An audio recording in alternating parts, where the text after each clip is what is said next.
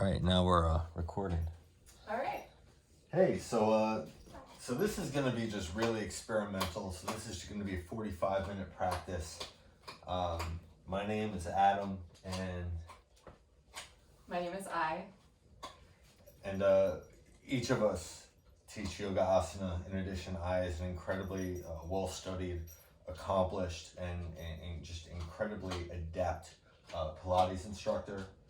Many facets of the yoga practice, yoga asana, many styles of yoga asana.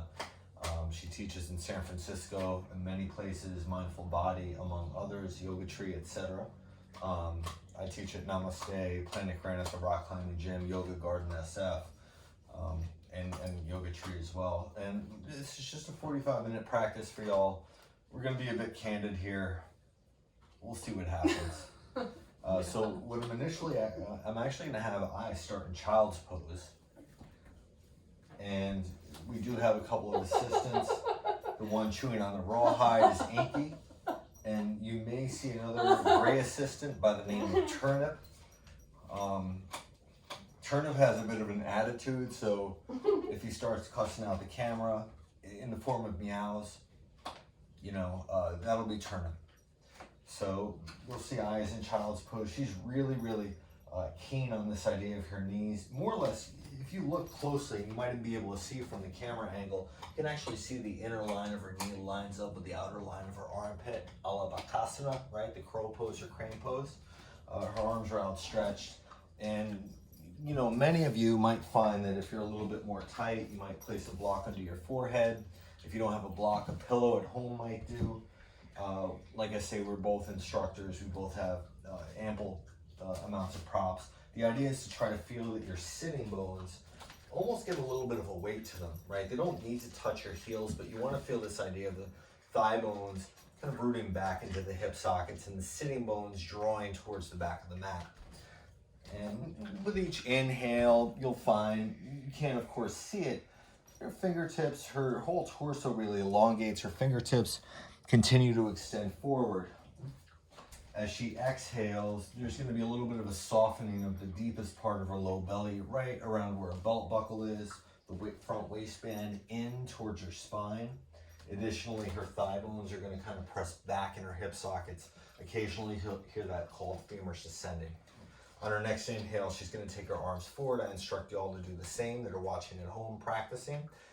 As you exhale, walk your hands over to the left side of your mat so you stretch your right side body. If possible, try to get your right fingertips over your left or right fingers over your left and interlace them as Ay is doing here to increase the amount of side stretch. The idea is that what you're doing as you side stretch here is it's not just reaching through the arm and shrugging your shoulder, but rather there's a sense of elongating the entirety of your right side body. Okay? Each exhale, think right thigh bone draws back and kind of anchors to the earth. And you can see with Ay, her right ribs have actually dropped a little below her left. Some of you might find that you need to be a little more proactive with that action. Take one more inhale. As you exhale, come back to center. Inhale, reach a little bit more. And as you exhale, walk your fingertips over to the right side of the mat, even beyond the right side of the mat, if you can. And again, left fingertips or left fingers interlace over the right. And again, you'll see with Ay, her left side waist is dropped, her left ribs have dropped below her right. Many of you may find that you have to initiate a fair amount of effort just to get your left ribs about even with your right. You can see on the exhales again, her left thigh bone kind of pulls back in the hip socket. She's taking just a few breaths here. So already we're kind of stretching the low back, elongating the side waists. And of course, Inky is providing a little bit of assistance here by chewing on the rawhide right in the Ay's left ear. Take an inhale here. Exhale, come back to center. And of course, if you have any four-legged friends in the way, you'll just kind of nudge them out of the way. And then just on your next exhale, you can bring your hips off your heels. Hands are going to plant right underneath the shoulder sockets. You can see with Ay, she's starting with her index fingers pointing straight ahead. Knees right underneath the hip sockets. Thigh bones might point straight down. In Ay's case, she might play with the knees coming in. See that? Just a smidgen, an inch or two. And as she inhales, she'll pull her heart forward.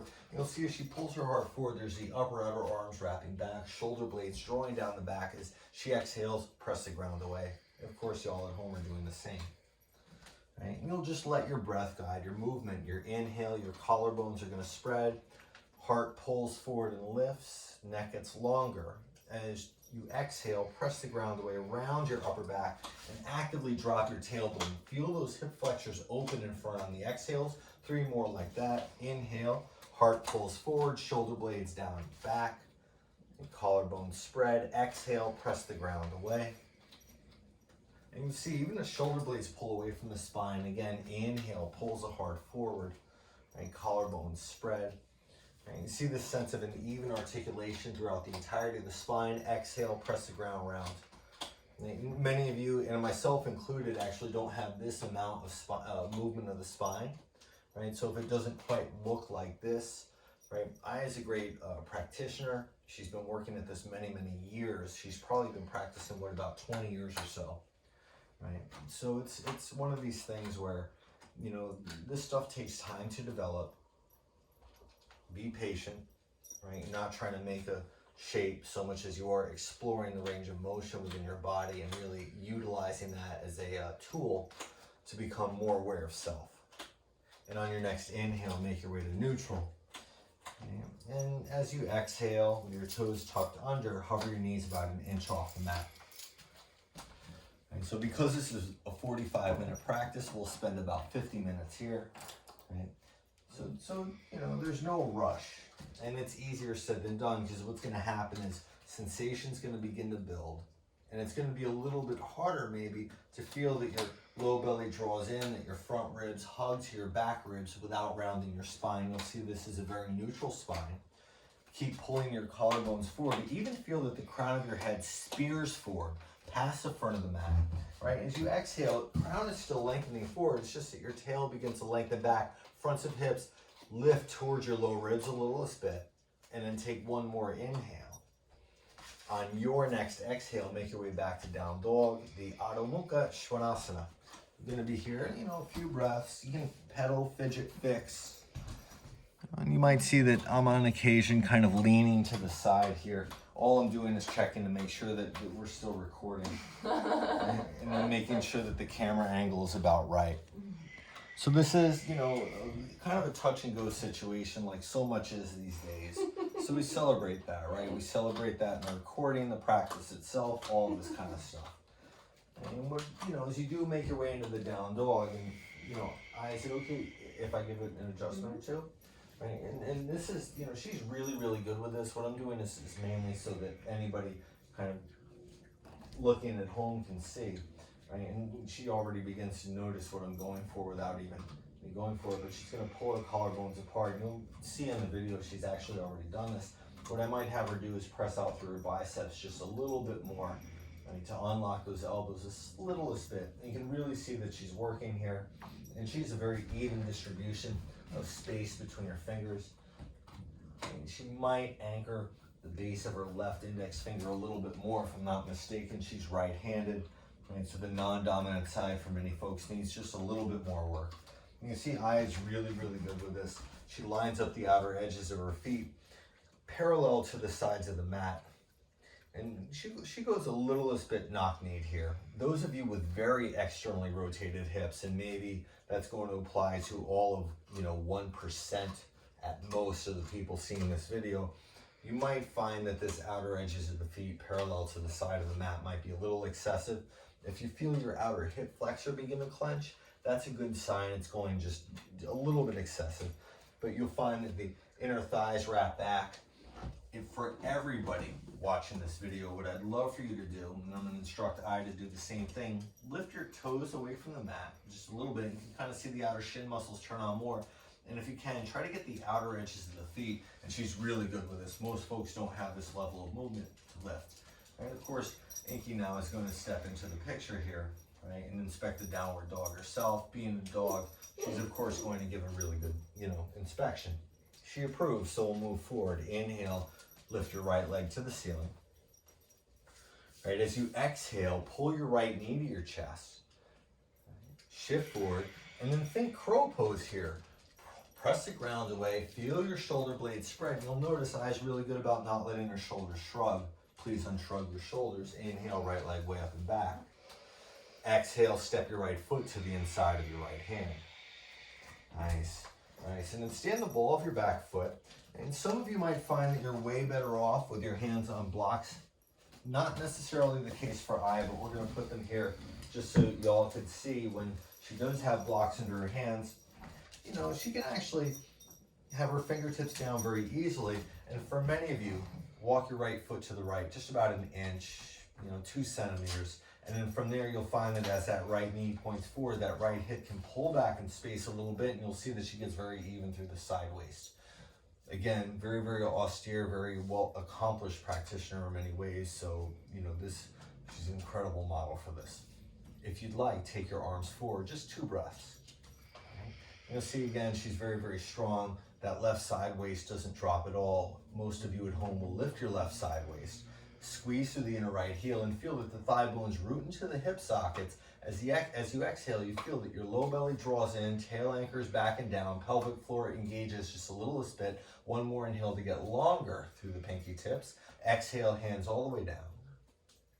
Lower your back knee, untuck your back toes, and shift your hips back into the half split, Ardha Hanumanasana. And again, stay as even as you can through the side waist. Most folks, not Ay, because she does this very, very well, right? And she knows exactly where her body is in space, but the majority of folks, and myself included, will probably need to pull their right hip back and hug their left hip in. I'm going to give you an option. You can stay right here. If you know your IT band, your outer hip is a little bit tight, what you can do if you want is bring your left hand to the inside of your right foot and take your right arm to the ceiling. Right? You might keep your hand on the block. Ay doesn't necessarily need to. Again, see that there's kind of a movement in the transverse plane, right? She's able to twist. She lets that left hip begin to swivel. And you'll notice that she does that. The whole right ribs, right side of the torso turns to the ceiling a little more evenly. On your next inhale, take your right arm over your right ear if you're in a twist. Right? Feel that right side waist get long. Exhale, hands down. Shift forward onto your right foot. Tuck your left toes, lift your left knee. Inhale will bring you back to plank. And then slow exhale, just lower all the way to your belly. Hold your middle as you lower.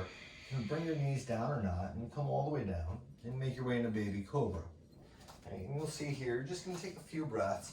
Can you feel, as you're in baby cobra, that you actively move your shoulder heads onto your back body? Right, that you squeeze down through, especially those pinky toenails. Right, you'll find as you do this that those inner heels kind of repel slightly. The outer arches, or outer shin muscles turn on. Think tail anchors back and down. Pull your heart forward as you inhale, lift a little higher. Brilliant. As you exhale, pull your belly to your spine. Use that to lower all the way down. Toes tuck under. That base of the index finger, press it like nobody's business into the mat. Take an inhale. As you exhale, press to plank. Go to hands and knees if that's better for you. Take an inhale in plank and an exhale down dog, Ardha Svanasana. And then second side, left leg lifts as you inhale. Exhale, pull your knee to your chest, round your upper back. Try to make the back of your heart center the highest point of the posture. Inhale, left leg up and back. Exhale, step your left foot to the inside of your left hand. And again, stand the ball of your back foot to start. Hands can go to blocks or not. Most folks will need to step their left foot to the left to get their left knee to point forward. Most folks, you see, depending on the camera angle, right side waist for Ay needs to lift a little bit more than her left hip on the other side. Brilliant. And she'll pull that left hip back. Feel that right thigh bone lift into the back of the hip socket. So it's kind of a simultaneous action, squeezing the heel of your back leg back and sucking your thigh into your hip socket at the same time. 3 more breaths or 2 more. Take your arms forward if you can. Now, if you find that you're going to do this, right, for Ay, she's really good with holding her middle. If you find that your middle drops out, bring your hands to your hips or bring them all the way down. Make your core the most important part of this experience. Make your lengthening of your spine the most important part of the experience. And then maybe a third of that most important part, that prioritization, goes to that inner heel rooting of the front foot. And right heel pressing back, take an inhale. Exhale, hands to the earth. Again, as your hands come down, your right knee lowers, your right toes untuck. And you'll shift back into the half splits. Again, be aware of Inky in the way. You at home might have, somebody not named Inky with four legs that likes to get not really underfoot, but under leg in this case. Right? And sometimes you can time the rhythm of the Ujjayi breath to the chewing of the raw hide. It makes it for a nice rhythmic practice. And again, if you did on the other side, take your right hand just to the inside of your left shin, left arm to the ceiling. Again, notice how that right hip swivels. Please do so. Keep your right SI joint safe. Feel your left hip pull back. And then for some folks, the littlest bit, and this is of course easier said than done, there's a subtle hug of that right hip in. The littlest bit, and for some of you at home, much less so for I, but some of you at home might find that those left ribs need to move to the midline. See where she does it, and that right sideways elongates as you turn it to the ceiling. Inhale, take your left arm over your left ear if you've taken the twist. Exhale, hands to the ground. Again, shift forward to your left foot, tuck your right toes, lift your right knee. Inhale, back to plank. And as you exhale, you can lower, again, holding your middle, shoulders stay on your back body. Be aware of the dog as you move to Chaturanga Dandasana, the cobra or up dog if you're ready for it. So again, in the Urdhva Mukha Svanasana, watch the Svanasana on the side, and then exhaling up and back, down dog. Or the Shwana, not the Svanasana. And just feel that you're breathing. And again, from time to time, and this is going to be really important, in many postures, but for our purposes in that crow pose, notice how those upper outer arms, very often you need a second, third, and fourth effort to wrap those upper outer arms back. And again, I is really good with this. I'm just going to show this at home for y'all that are watching. Most of us, and I'm very much in the group of us, it needs to work. Some of you might find that you have to shift forward just a little bit. Right, and then really find, and you see I even gets more space here. And this is, again, a very, very incredible practitioner, right? We're all kind of working on our stuff consistently. And then from there, hips up and back, down dog. And I is gonna take one more breath here. As you exhale, bend your knees, look past your hands. Step, jump if you like, top of the mat. Nice. Inhaling, Ardha Uttanasana, pull your heart forward. Fingertips can be on your shins, eyes case are on the ground. Exhale to fold. And then I'm gonna have I do that twice more. Inhaling, Ardha Uttanasana, collarbone spread, shoulders onto your back body. Again, see the very long spine. Exhale to fold. One more time. Inhaling, Ardha Uttanasana. Exhale, Uttanasana. See the fold from the hips. You see eyes really good about not hanging out in her heels. Inhale, stand you up all the way. Urdhva Hastasana. That's the upward hand salute. Tail anchors down. Tops of calves press forward as the heels root. Exhale, hands to heart center. See a one round Surya Namaskar, Sun Salutation A. Inhale, arms to the ceiling. Exhale, fold you forward. Inhaling, Ardha Uttanasana. Lead with the heart with the crown of your head. Exhale, step or jump. Chaturanga Dandasana. Think heart forward as the feet go back. Cobra or the up dog. Collarbone spread. Again, feel the shoulder heads move onto your back. Exhale up and back, down dog. Now we'll say 5 breaths. Again, from time to time, just checking in. All right, and you'll hear that nice rhythmic pattern of the Ujjayi breath. Eyes really, really, I mean, better than most folks, certainly better than I am with that sense of consistent breath. And you can see it's a very, very grounded practice. It really fosters that sense of inward turning.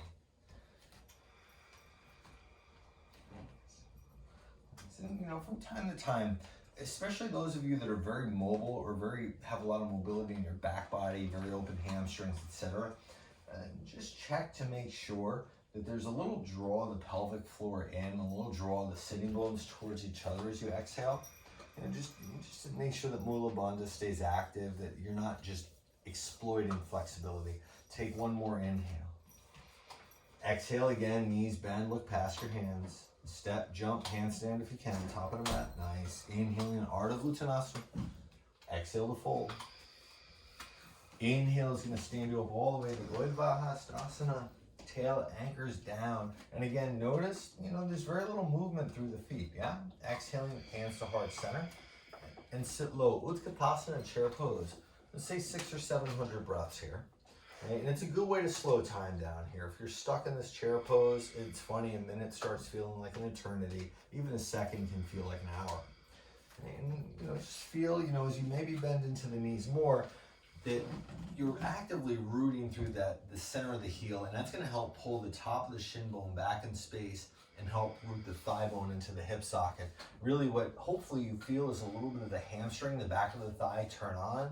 Take one more inhale. Exhale, folds you forward. And again, inhaling Ardha Uttanasana. And again, as you exhale, watch out for Inky or whatever four-legged friend is in the way. Make your way back to down dog, however that you want. Right? You gotta have some fun with this. Right? So this is it. This is meant to be a home practice, right? If you don't have pets, you can imagine one there. And on your next inhale, lift your right leg to the ceiling. As you exhale again, gently pull your right knee to your chest. And step your right foot to the inside of your right hand. And back heel is going to turn down. 2 or 3 breaths in Warrior One. Not terribly long. For those of you that know me, 2 or 3 actually means 7 or 8. Right? And then you'll see with Ay, she's really good with this. It's the sense of the big toe ball mound, press it through the mat. And you can actually even see the outer shin muscle turn on. Maybe not from the camera angle. When we get that $1 million setup, you'll be able to see it from all directions. Right? And you'll see Ay is really good about lifting the inner arch of her back foot as she rolls her left thigh in. Please do the same at home. And the tailbone anchors. The heart lifts, take an inhale. Exhale, open the Warrior Two, Virabhadrasana 2. And again, you'll notice there needs to be a little bit of a readjustment of the foot for almost everybody. And you'll see Ay is really good about this idea of a heel-to-heel alignment. She doesn't cross her heels, maybe marginally, but not much. Some of you might even go wider. Right? And what it might have Ay do, just mainly for demonstration for y'all to see, especially because the angle is good here. Right? And Ay's hips, her left, she's pretty open in her hips. Her left toes are still turned in about, 10-ish degrees. Left hip still swivels forward, but what I'm going to ask her to do, I'm going to give a small adjustment. She's going to wrap her right thigh out and under. You see that left hip move forward in space, and the inner right groin elongates. As that happens, the inner right heel and big toe ball mound press down more. So as you open the inner groin, you abduct. There's that sense of rooting through the inner foot, utilizing and feeling maybe even the outer shin muscle turn on to feel that sense of stabilization through the knee joint. Straighten your right leg as you inhale. As you exhale, reach forward. And you'll notice Ay gets very long on that right side waist. Left hip swivels forward ever so slightly. Trikonasana, triangle pose. Her hands going to the outside of her foot. Most of you, I'm going to recommend a block, a book, maybe something that begins with the letter B to put your hand on. Right? And then you'll see with Ay, she's really good about letting that left hip swivel forward just enough to roll that right thigh out and under. And we'll just say again for our purposes today, what if Ay was to roll that left hip even a little more forward in space than she thought she needed? And she gets even a little bit more elongation on that right side waist. And this is mainly for demonstration purposes. She's already really great with this. Right? And feeling that those littlest bit that the low ribs hug in as she exhales.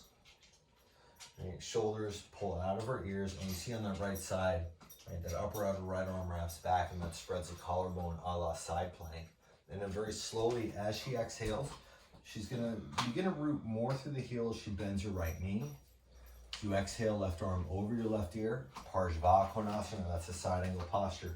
And what I'm going to recommend just for today is that you bring your fingertips on your left hand to touch, so that we can elongate through that left pinky tip. And then for almost everybody, right, all of you at home, I can almost guarantee, it might be a benefit to take that left arm forward of your left ear, to roll that left tricep under so you get just a little softening of the trap. Again, very, very little to be done for Ay in this position.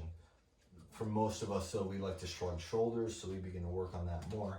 As you bend more into your right knee, just 2 more breaths, can you press more through your inner right heel and press out through your right thigh into your right arm?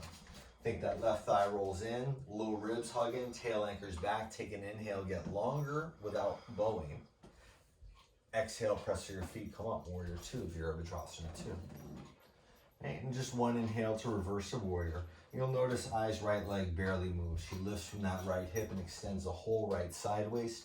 Exhale, windmill your hands down. cobra or the up dog. You can make your way to down dog straight away. And again, you know, if you at home, you can always stop the video and take child's pose, or you can take child's pose while I just kind of yak away, right? There's nothing wrong with taking those intermittently. There's nothing wrong with kind of going a little easier, a little harder, depending on what your practice requires, right? Notice how I didn't say what you feel like doing, right? There's you know, sometimes those are inclusive, sometimes those are exclusive, right? Not mutually inclusive, not mutually exclusive.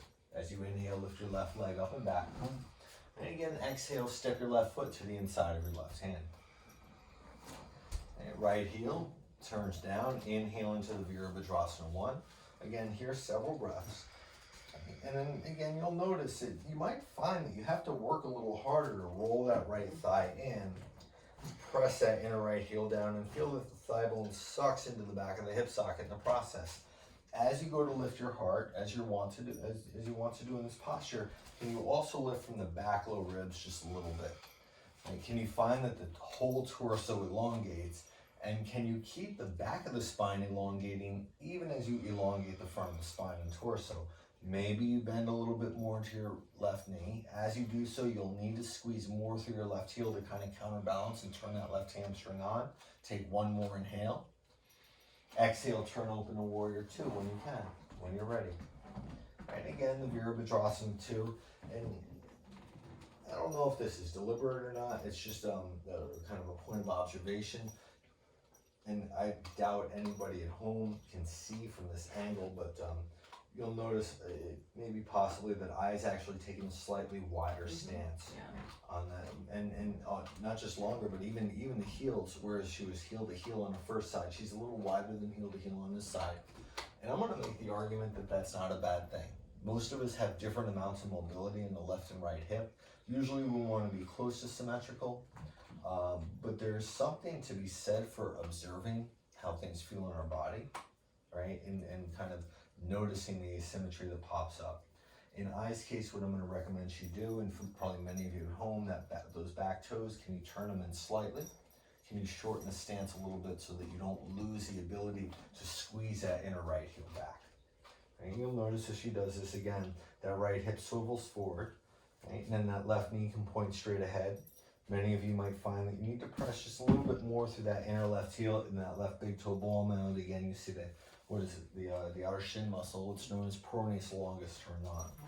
Straighten your left leg as you inhale. As you exhale, reach it forward, reach into the trico, the triangle posture. And again, and I'm somebody who, you know, we both study with the same teacher, a woman named Annie Carpenter. Across a room, 40, 50 people in a room, doesn't matter. I go into triangle pose. You can hear her eyes kind of focus on my hip, telling me to move my back hip, like let it swivel forward a little bit. In Ay's case, again, just for demonstration purposes, I'm going to ask her to roll her right hip forward. And you'll notice as she does this, if you look closely, very little extra movement, but a little bit, you can kind of see that left hip wrap out and under.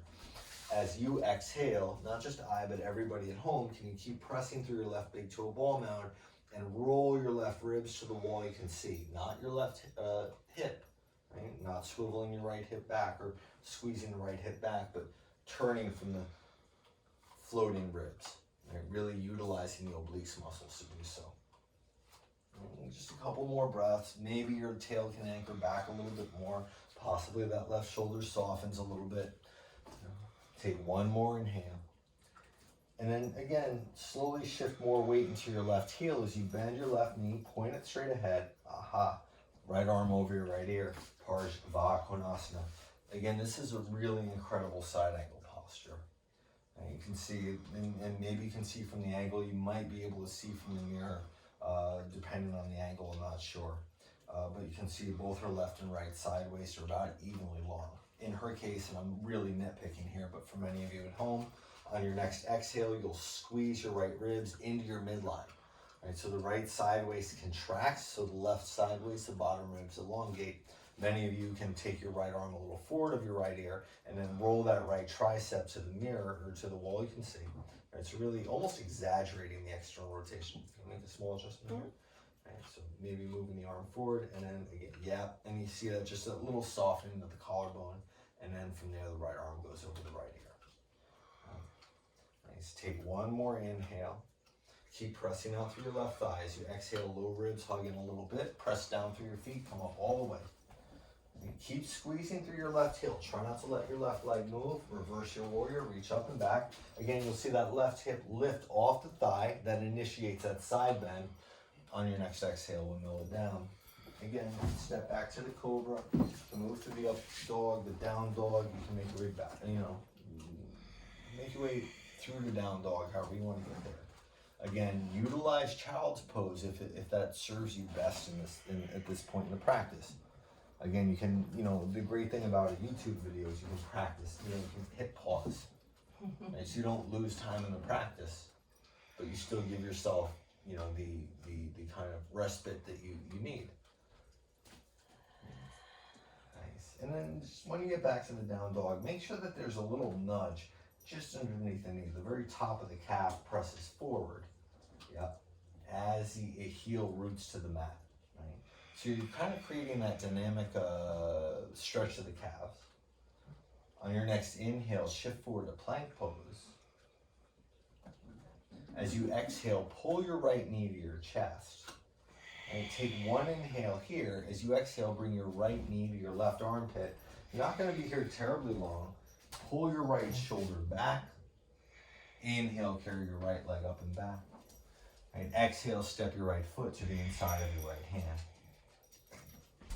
And then, for this one, you can bring a knee down at any point, but if possible, if you prefer, leave your left knee up. Inhale to a high crescent lunge when you're ready.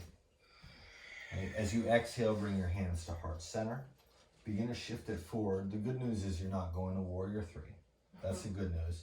But you'll tilt your torso forward about 45 degrees. And as you exhale, roll your right ribs to the ceiling. Begin to go into the twist. And notice if you begin to kind of round your upper back. You'll see Ay is really good about just elongating the spine, letting that left hip swivel down, pulling your right hip back. Take one more inhale. As you exhale, hook your left elbow outside of your right thigh. Here's the deal. If you go to do this and you find that you're struggling, that you can't breathe, you can always A, bring your back knee down, or B, which is going to give you more space to breathe, you can take your left hand to the inside of your right foot. Most important part of the twist is the spine, followed by the swiveling of that left hip to help keep the left SI safe. Now, you might bend a little more to your front knee. Can you do that and squeeze down through your right heel? Not so your right hip flexor clenches, but so the hamstring can turn on and the right thigh bone pulls back in space. 2 more breaths. Just seeing what's available. And 2 breaths for real. On your next exhale, hands down, let it go. And then bring your back foot in for pyramid pose. So she's going to shorten her stance about 1/3 of the way. Right? And then hands, most cases, to blocks. A couple of you might be able to bring your hands to the ground. And what I'm going to have you do for the first 4 breaths, right, is make your spine as long as you can get it. Right, so not collapsing forward, but pulling your heart forward, almost lifting it as you inhale, and then exhale, folding from your hips. Okay. And there's a subtle sense of movement with breath, even if you're just, quote, holding the posture, right? You might kind of really use the breath to guide the movement as Ay is doing, where there's a sense of lifting as you inhale and exhale, folding forward, but only doing that if you want kisses from Inky. Right? And then maybe possibly you'll notice, even if you just kind of come to a point and hold, that there's a subtle elongation of the front of the spine as you inhale, and a subtle folding from the hips, a softening of the low belly as you exhale. Okay, but we can cover that on a different video. Take one more inhale here. As you exhale, bend your right knee, hands to the mat, so and spike your back heel, so you're just in a lunge position. Step back, inhale to plank. As you exhale, you can go straight back to down dog. If you need the extra movement through cobra or up dog, you're welcome to it.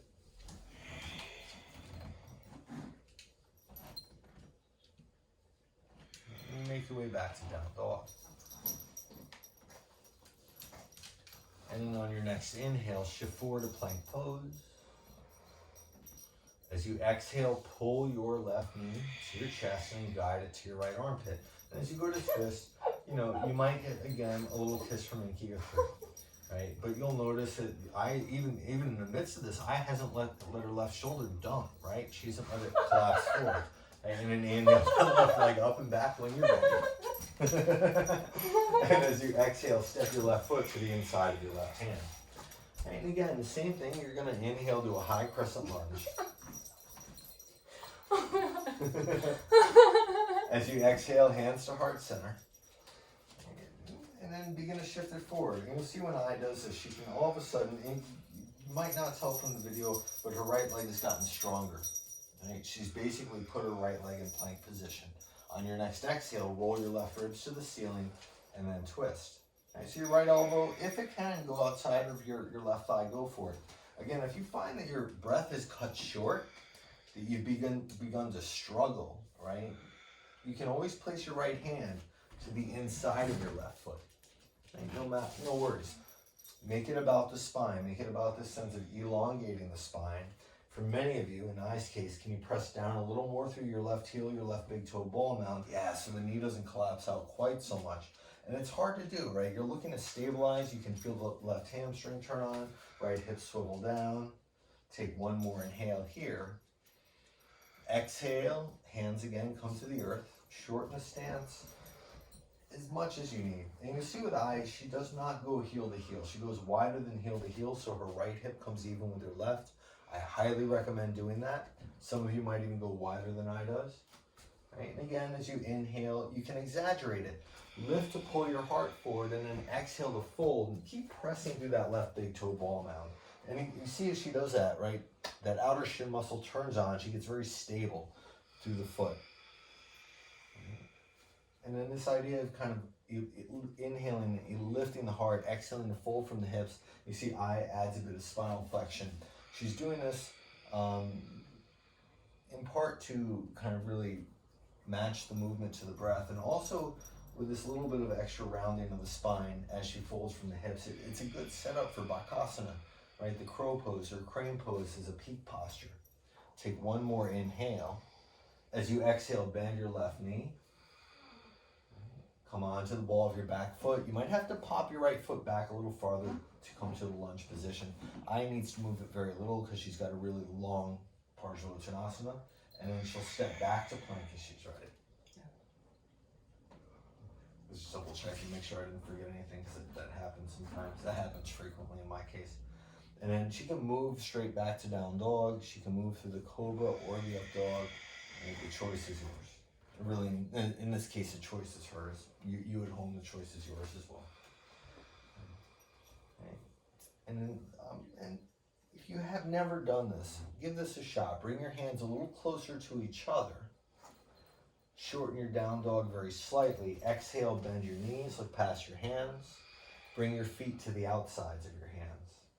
So you kind of jump into Malasana. Nice. Excellent. Excellent. You see Ay, she's got like a really good, like wide stance here. If she wanted, and those of you at home, if this is uncomfortable, you can always take a block under your sitting bones. She's going to do it just to show you all. Okay. And then for some of you that are very open, your feet are going to come a little closer together. If your heels don't come down, if you have very tight calves, you can place a blanket or even roll the mat under your heels, right? So that there's that sense of, and she's doing it just for demonstration purposes. But you know, the idea is you want to be able to ground. Right? And those of you, you know, especially at the time this is recorded, as your kids might have been around a lot, you might want to ground them, but you really can't send them too far. So, by the way, I do pop awkward jokes at times, and that's one of those times that the delivery just didn't work out.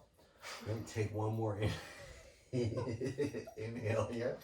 As you exhale, lift up enough to bring your feet together. Your heels will lift. That's okay for our purposes. Knees are going to go wide. Remember I said at the beginning how I had lined up her inner knees with her outer armpits? Once Inky stops licking her, I think I'm going to maybe just kind of guide her over here. Right? She's going to do that. And her knees are going to go wide enough so she can bring her ribs in between her thighs. Right? And then you see again, I'm going to try to get Inky out of the way just a little bit.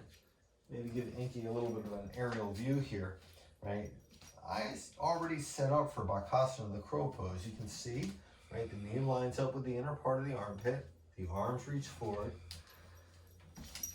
And then she'll begin to shift it forward a little bit. And this might be really interesting. Again, if you have four-legged friends at home that might want to be involved. Those of you that are brand new, that are afraid of falling forward, for as much as I want to say, oh, don't be afraid, it might be good to have a block under your forehead, right? So that you have something to kind of lean against. In Ay's case, She has a dog. she's the dog to lean against. Exactly. Thank you. Right? And then she's going to begin to shift forward to the best of her ability. Right? And then she kind of comes out of it a bit. And one thing for you advanced practitioners, you want to try to make the back of your heart center the highest point of the posture. Most of us, and I'm very much in the group of us, need to get our sitting bones down more. You see Ay shifts forward. Her collarbones are spreading here, right? So she doesn't kind of squeeze her shoulders to her ears. She unshrugs her shoulders. And she'll begin to shift forward. You'll notice her gaze is kind of just beyond the front of the mat. And, you know, she does begin to lean kind of against Inky here. We'll see what happens with it. You can kind of see that she's beginning to shift forward. Right, and then I might recommend feet squeezing together, but really think knees press forward and hug in, collarbones spread. See that? The biceps and knees squeeze against each other. Feet squeeze in, heart's lifting. Over time, her arms will go more straight. Sitting bones will come down more. And she's already shot it back. She can move through cobra or up dog and back to down dog. Right? And then, you know, Inky doesn't get to see crane pose, the Bakasana, too often. So Inky's giving Ay Lin a whole lot of congratulations and a whole lot of love. Right? And that's not normally part of the practice, but, you know, we do what we can. It's kind of like an added, you know. I mean, think of it as having your own cheering section. All right, and then Ay's going to shift forward to plank on the inhale. As she exhales, she'll lower all the way to her belly as much as Inky will allow her to. Right. And, you know, you see his eyes lowered down, Inky is like, oh, okay, I'm going to get over here for a moment. She's just coming all the way to her belly. And you know, truth be known, if it was a longer practice, I'd probably have her do eagle prior to getting into this, at least something in the arms before the crow, rather, so she opens her back body more. It's just something to consider for you at home. His eyes on her belly, for you on your belly. Reach back, interlace fingers. You can always use a strap if your shoulders are tight. And actually, I'm going to have Ay do this. You see her shoulders are really open, but I'm going to have her separate her hands and grab the strap. And you can kind of see when she does this, see how much more her shoulders get onto her back. Those of you with tight shoulders at home, please use a strap, a hand towel, you know, something. Right? And then she's already lifted into the locust variation. As she does go to lift her legs, and she's great with this, you can almost see, you can see maybe more on her right foot, that pinky toe side needs to come down more. Right, so there's this, even maybe a little more of an internal rotation of the thighs. The heels repel them slightly, right? And then maybe even a little more turning of the thighs in, tails anchoring back and down. You can see she's working really hard. And given that she's my roommate, I don't want retaliation, so she'll take only one more inhale here. Y'all at home take 5 more breaths. Exhale her all the way down. That's a joke, by the way. She places her forehead on the backs of her hands. If you prefer at home to let your arms rest face up by your sides, that works just as well. It's just a matter of preference.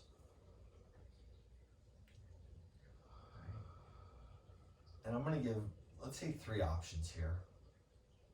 If you want just like baby cobra and to lift your legs or lift your thighs into what's known as Shalabhasana B, it's a different variation of locust, it's fine. Many of you will interlace your fingers at your low back. You can hook thumbs or use a strap. If you do interlace fingers or hook thumbs, opposite pinky on top, the fingers are interlaced, opposite thumb in front if you cross them.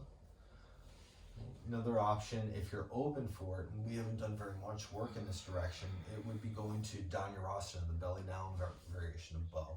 Okay, I'm fine with that. in Ay's case, she'll go for it. She's a pretty open individual. Like I say, what, like 20 years of practice under her belt? Long time. So it varies by person, varies by amount of practice, and so on and so forth. And what I'm gonna have Ay do, those of you taking bow, press your thighs through the mat, kick your shins back, keep your thighs grounded to lift your heart just for the first 3 or 4 breaths. Only gonna do about 6 breaths here. You can see again, Ay's breath is very, very controlled as she goes into this. If you find that you're struggling, ease off, take a different variation.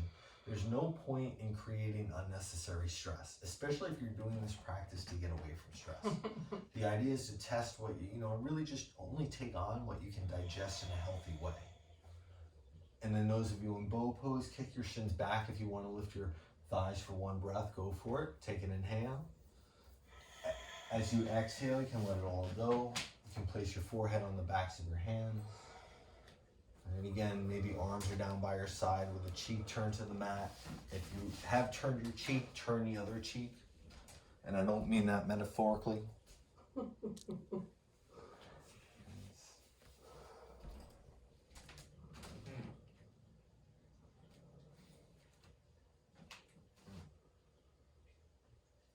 then just take an inhale. And exhale, a nice audible sigh. Take your hands down by your low ribs. If your wrists are tender, you can always do this on your forearms. Tuck your toes, press to plank. Again, in addition to forearms down, you can always do knees down, but I really want you to feel, just to counter those back bends, that your tail anchors back and down, that your collarbones spread, and really feeling those front low ribs hug to your back ribs, feeling the fronts of hips lift towards your low ribs. Take 1 inhale here. And then exhale up and back down dog, Adho Mukha Svanasana. And again, just 1 time, just to kind of counter the back bends with a twist. Shift to plank, inhale. Exhale, right knee to your left armpit, just straight away. Right? And just kind of feeling that the collarbone spread. Inhale, right leg way up and back. Exhale, both feet down. Inhale, plank. Exhale, left knee, right armpit. And again, try to lift that left shoulder onto your back. Excellent. Inhale, left leg up and back, down dog. And then just come back to down dog as you exhale. This time, inhale is going to lift your right leg to the ceiling. Exhale, pigeon pose on the right side. Nice. And, of course, you see Ay taking a single leg pigeon variation. If you prefer to just take like a figure 4 where your right ankle crosses over your left thigh, lying on your back, that's fine. You see Ay utilizes a variation where she places a block right at the very root, top part of her left thigh bone, and then she'll just come on in as she's ready. Now, those of you that are a little more open in the hips where your right shin comes parallel to the front of the mat, make extra sure just to really feel that dorsal flex of the foot, where your toes flex towards your shins. The outer edge of your right foot presses into the mat so the outer right shin muscle can turn on and stabilize the knee joint. Those of you with tighter hips where pigeon induces a lot of sensation, your shin will be at a 45-degree angle. Again, it will not, I repeat, not be parallel to the front of the mat. Somebody like myself, if I go to do this, I can't have that length across both sides of the waist as Ay does so well here. For somebody like myself, for many of us with tighter hips, to try to force our knee parallel or shin parallel to the front of the mat, it'll actually put it creates a torque in the knee. It actually, after a while, what happens is the hip can only stretch so much. There's only so much mobility, and then it starts going to the knee. I did not listen to that advice for a long time, and I started winding up with knee problems, which have since gone away because I've really worked on stabilization. But again, if you're somebody with tighter hips, your shin, 45-degree angle, in this belly down version of pigeon. I'm just gonna take about 4 more breaths here. I said from time to time, you might kind of almost take your, for those of you at home, consider taking your right thumb to your right hip crease and then gently kind of guiding that right thigh bone, almost rolling it out, right at the hip crease, clearing the flesh out of the way is a better way to put it, and feeling that right sitting bone get a little bit heavier.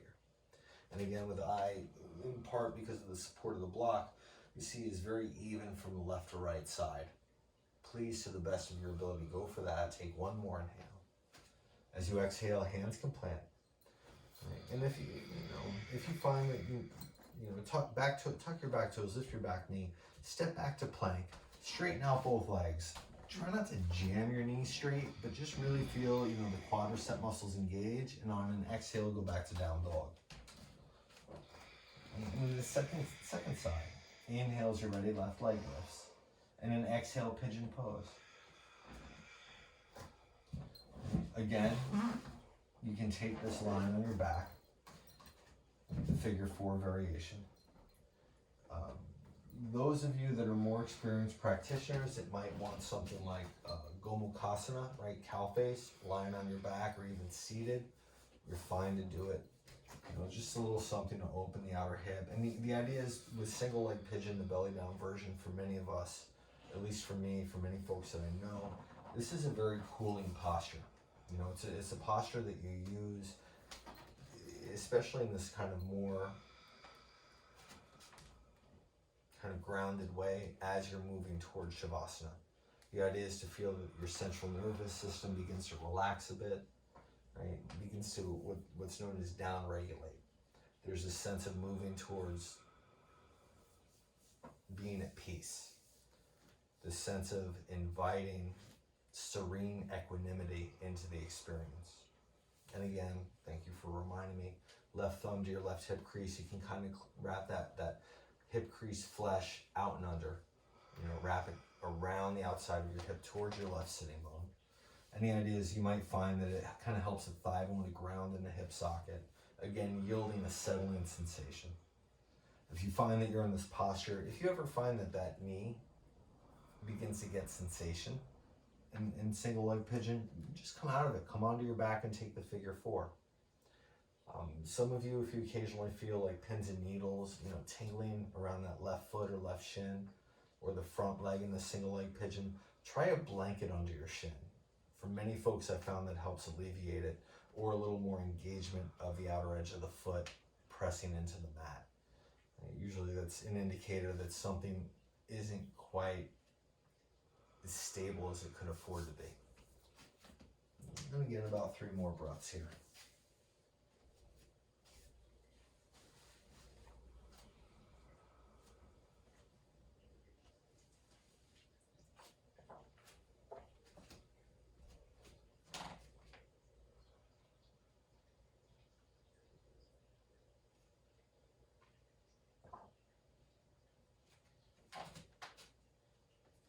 And if you're practicing at home and the space is pretty well lit, you might begin to dim the lights a little bit. Well, maybe not quite that much.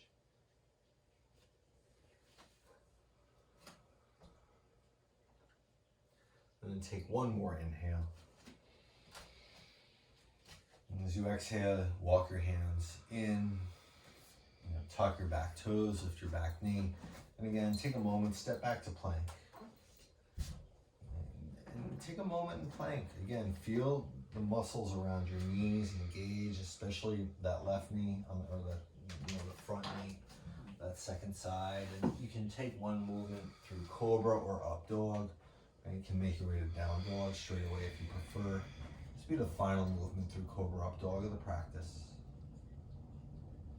You see Ay here takes a little bit more of an enunciated, a little bit closer to full cobra. And take one inhale when you find down dog. Really wrap those upper outer arms back. Try to get those collarbones to spread. Step or jump through to a seat. Come right to line on your back. And just one last posture before Shavas. Supported bridge. So those of you at home without a block, I do recommend maybe an active bridge pose just to open the hip flexors. But if you have a block or something that you can put under your sacrum, right, so that you can open those hip flexors more passively, I invite you to do so. But I'll leave it up to Ay to do as she feels best for her practice. Okay. So she goes come into the supported bridge.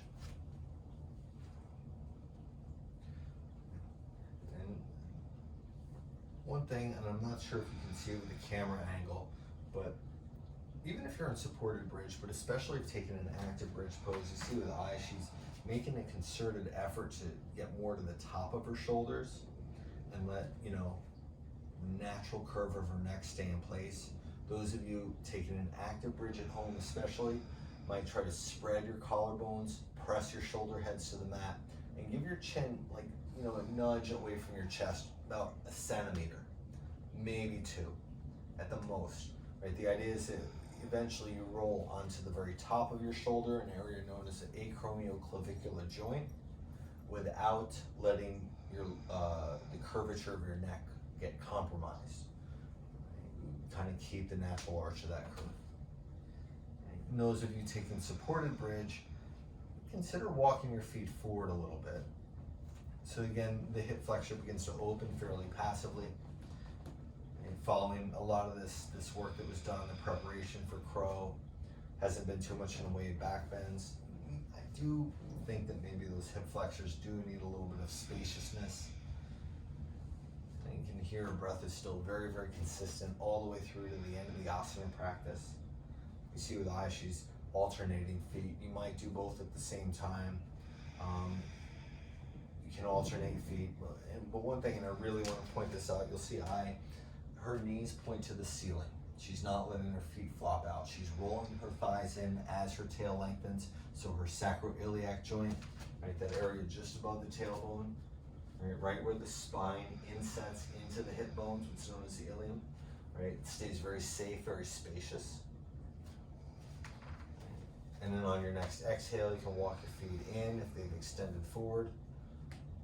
And what I'll do, what those of you with a block under your sacrum do, press down through your feet, lift your hips, remove the block, and then on an exhale, send your tailbone to your heels as you lower your hips. And then just take a moment. If there's something final that you need before Shavasana, you're welcome to it. Some of you might, see that passive twist. You see Ay's doing this with her knees separated. Right? The idea is to maybe let that outer hip flexor portion open a little bit more. Some of you might feel it, the iliacus or the tensor fascia lata.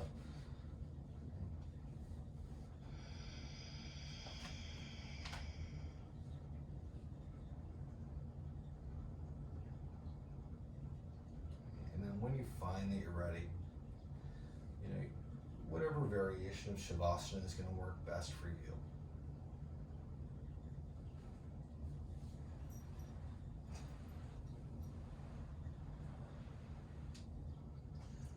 And you see Ay, not only does she bring the blanket under her head, but she's actually got that really, really custom kind of inky head support thing going on.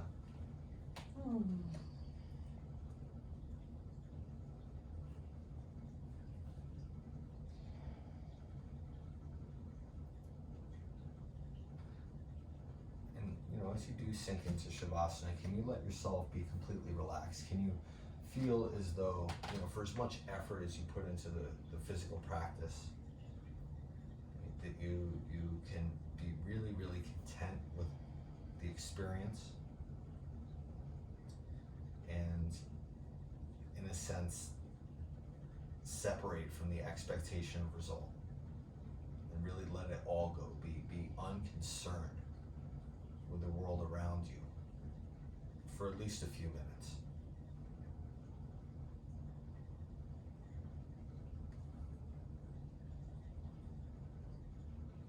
And I encourage you to spend as long as you can in Shavasana. And then when you decide it's time to emerge and resume the rest of life, before even coming out of Shavasana, take the extra moment or 3 to let gratitude begin to inform your experience. And then from there, allow yourself to kind of acknowledge that sense of Shavas. It's not that it is created by Shavasana, right? That sense of peace within, it already exists, and the quietude of Shavasana just gives it an opportunity to proliferate. But the fact of the matter is, even in the most chaotic moments of life, that shavas, and that really equanimity actually does reside deep within you. On that note, enjoy the rest of your day, enjoy the rest of your evening. On behalf of myself, Adam, Meringolo from, we'll say Keystone Yoga, thank you so much for practicing. Namaste.